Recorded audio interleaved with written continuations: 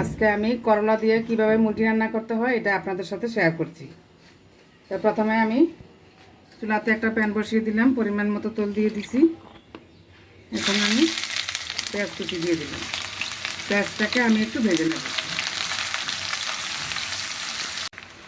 পেঁয়াজটা প্রায় ভাজা হয়ে গিয়েছে। এখন আমি একটু করে পানি দিয়ে দিচ্ছি।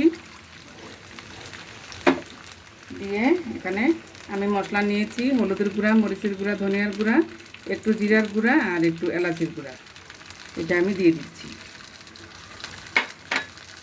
তারপর আমি আদা বাটা, রসুন বাটা দিয়ে দিচ্ছি 1 টেবিল চামচ করে।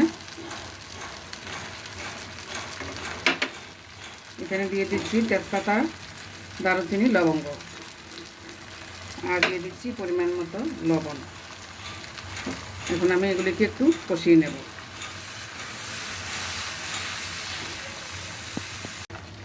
আমার মশলা কষানো প্রায় হয়ে গিয়েছে। এখন আমি মাংসগুলো দিয়ে দিচ্ছি।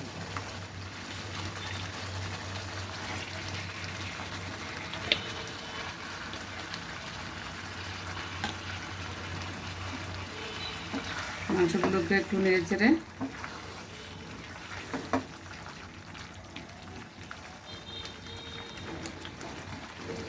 10 মিনিটের মতো ঢেকে দেব।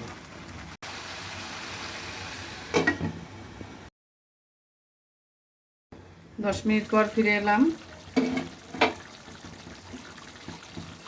মাংস প্রায় সিদ্ধ হয়ে গিয়েছে। এখন আমি করলাটা অ্যাড করে দেব। আমি অফ ক্যামেরা 2 একবার নেড়ে চেড়ে দিয়েছিলাম। এখন আমি করলাটা দিয়ে দিচ্ছি।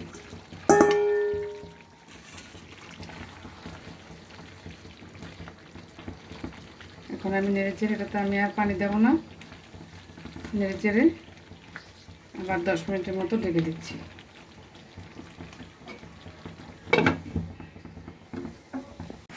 দশ মিনিট পর ফিরে এলাম। আমার করলা মুরগি একদম রেডি হয়ে গিয়েছে। আমি কিন্তু এখানে কোনো পানি দেইনি। করলা থেকে যে পানি উঠে এসেছে ওটাতেই করলা সিদ্ধ হয়ে গিয়েছে।